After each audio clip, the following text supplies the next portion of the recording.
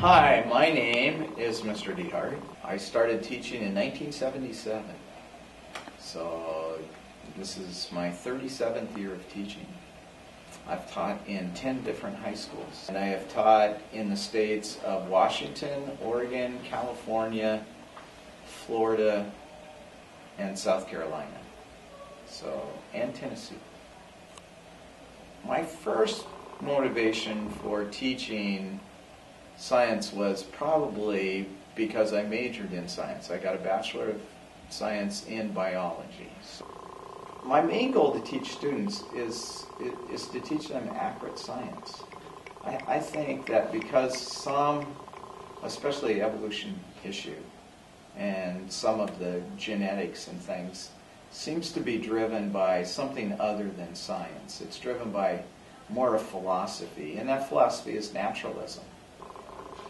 Well, a mean situation where I went through difficulties in trying to teach true science, it first started in 1997 when I taught 10 years in a public school in Burlington, which is about an hour and a half north of Seattle. And really, I had no idea that what I was doing would ever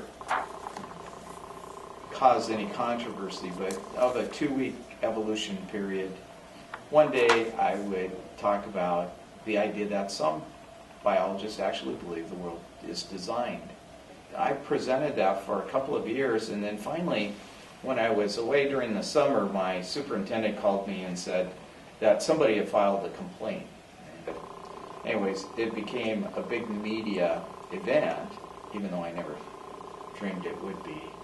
There were 14 front-page stories that were written, and they just represented a bigger, wider picture of what is a controversy in mainstream America, and in really life, because it's one of the basic questions, this idea of where did we come from. Some of the complications that came about because of the controversy were that I had to have my materials in. I couldn't introduce any supplemental materials. That became very odd because mostly teachers, especially who try to stay current, they have all kinds of materials that if I would, just like I share with my classes today, I had to have those all approved.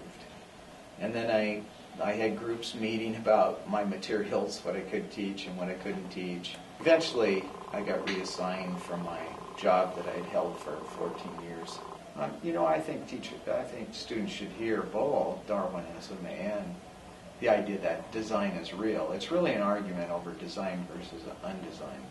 When you put it there, students deserve to hear the best arguments on both sides. The book obviously gives the best arguments for Darwinism. If they could get better arguments, they would. But I'm glad I'm where I'm at. I'm glad that the Lord has moved me to different places, and I'm glad that this is where I'm at in the end of my teaching career. And we love being here at YISS and in Korea.